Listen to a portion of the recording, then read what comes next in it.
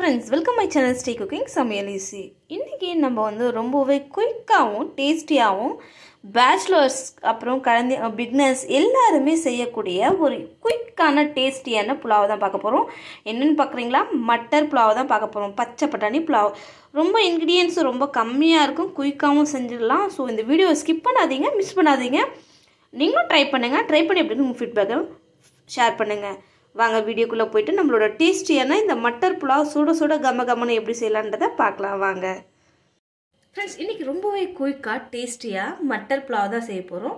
இது வந்து ரொம்ப சிம்பிளா நீங்களும் ட்ரை பண்ணலாம், வீட்ல இருக்கறவங்களும் ட்ரை பண்ணலாம். அவ்வளவு ஒரு ஈஸியா இருக்கும், சிம்பிளா இருக்கும். இப்போ நான் குக்கர் வச்சிருக்கேன். குக்கர் ஹீட் ஆன உடனே தேவையான அளவு எண்ணெய் சேர்த்துக்கோங்க. அடுத்து இதோட கொஞ்சமா சீரகம் சேர்த்துக்கோங்க. சீரகம் நல்லா பொரியட்டும். அதுக்குள்ள நம்ம மறந்து போன நெய்யையும் சேர்த்துக்கலாம். அடுத்து 3 பிரிஞ்சி இலை. புலாவ் செய்யறதுக்கு நம்ம பிரிஞ்சி இலை எப்பவுமே மறக்கவே கூடாது. அடுத்து 3 பட்டை 3 லவங்கம் சேர்த்துக்கோங்க. அதுக்கு அடுத்து ஒரு ஏலக்காய். இதெல்லாம் நல்லா வந்து ஹீட் ஆகி கொஞ்சம் வந்து எண்ணெயில நல்லா பொரியட்டும். இதெல்லாம் நல்லா பொரிஞ்சோடனே நம்ம கட் பண்ணி வச்சிருக்கிற ஒரு வெங்காயம் சேர்த்துக்கோங்க. நீல நிலமா கட் பண்ணி சேர்த்துக்கோங்க. அதுக்கு அடுத்து இதில் 3 பச்சை மிளகாய் சேர்த்துட்டு இதை நல்லா ஃப்ரை பண்ணிக்கோங்க. இப்போ இதை நல்லா ஃப்ரை பண்ணிக்கோங்க. நம்ம இது வந்து எமர்ஜென்சியாக குயிக்காக வீட்டில் இருக்கிற பொருளை டக்கு டக்குன்னு யாராச்சும் வந்தால் குயிக்காக செய்யக்கூடிய ஒரு புலாவ்.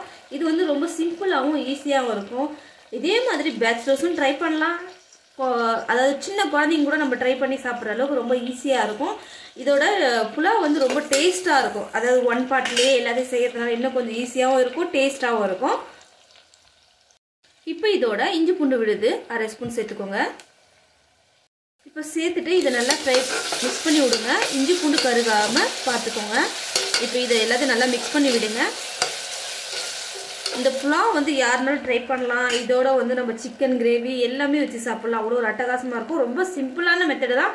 இதோட இது உள்ள போடுற இன்க்ரீடியன்ஸும் ரொம்ப கம்மியாக தான் இருக்கும். ஆனால் டேஸ்ட் நல்லாயிருக்கும்.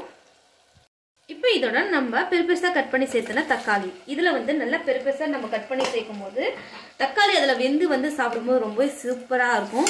அதே மாதிரி ரொம்ப பெருசாக இருக்கும்போது பார்க்கறதுக்கும் நல்லாயிருக்கும், சாப்பிட்றதுக்கும் நல்லாயிருக்கும். அதனால நான் பெருசாக கட் பண்ணி சேர்த்துருக்கேன். இதில் நம்மளுக்கு தக்காளி வதங்கணும்னு அவசியம் கிடையாது. இப்போ இதில் தேவையான அளவு உப்பு சேர்த்துக்கோங்க.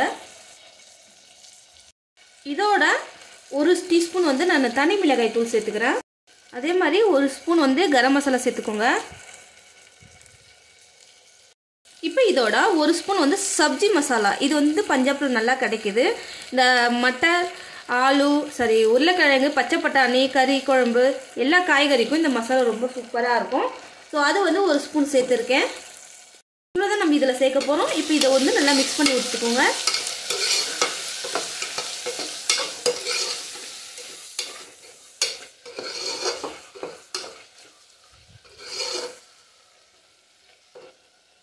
இப்போ இதெல்லாம் இந்த கிளாஸில் 1.5 கிளாஸ் நான் ரைஸ் எடுத்திருக்கேன். அதில் 1 கிளாஸ் வந்து நான் ஃப்ரெஷ் பட்டாணி சேர்த்துக்கிறேன். சேர்த்துட்டு இதை நல்லா மிக்ஸ் பண்ணி கொடுங்க.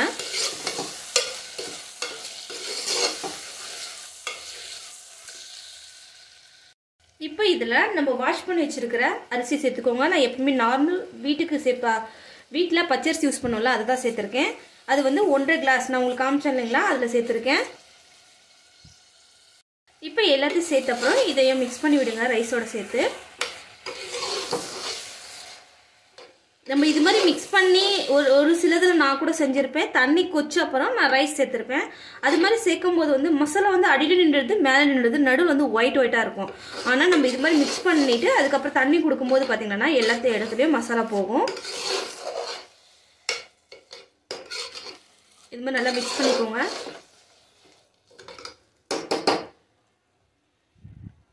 இப்போ நம்ம தண்ணி சேர்த்துடலாம். நான் 3 டம்ளர் தண்ணி தான் எடுத்திருக்கேன். ஏன்னா பட்டாணி வேகிறது அவ்வளோ நேரம் இல்லை இல்லைங்களா, அதனால அரிசிக்கு ஏற்ற தண்ணி மட்டும் தான் எடுத்திருக்கேன். இப்போ தண்ணி ஊற்றின அப்புறம் இதை நல்லா மிக்ஸ் பண்ணிக்கோங்க. இதை நல்லா மிக்ஸ் பண்ணிவிட்டு தண்ணி வந்து சலசலன்னு நல்லா கொதிக்கணும். கொதிச்ச அப்புறம் நம்ம குக்கர் மூடி போடலாம். இப்போ நல்லா கொதிக்க ஆரம்பிச்சோடனே ஒரு டைம் நல்லா மிக்ஸ் பண்ணிவிட்டு இதோட உப்பு காரெல்லாம் செக் பண்ணிக்கோங்க. செக் பண்ணிவிட்டு மிதமான சூட்டில் 2 விசில் விட்டு எடுக்கணும். அவ்வளோதான். ஃபயர் வந்து ஸ்லோ ஃப்ளேம்லேயே இருக்கணும். ஆனால் 2 விசில் வரணும். அப்போ தான் வந்து இந்த புலாவ் வந்து ரொம்ப டேஸ்ட்டாக இருக்கும். இப்போ குக்கர் மூடி போட்டு மூடிடுறேன்.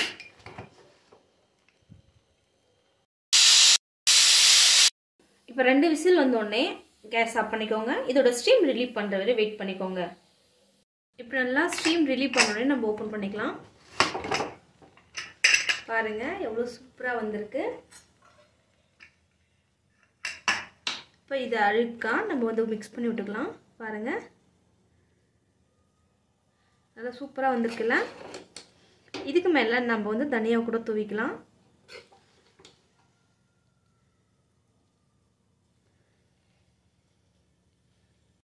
இப்போ இதோட கொஞ்சமாக தனியா தூவிக்கோங்க.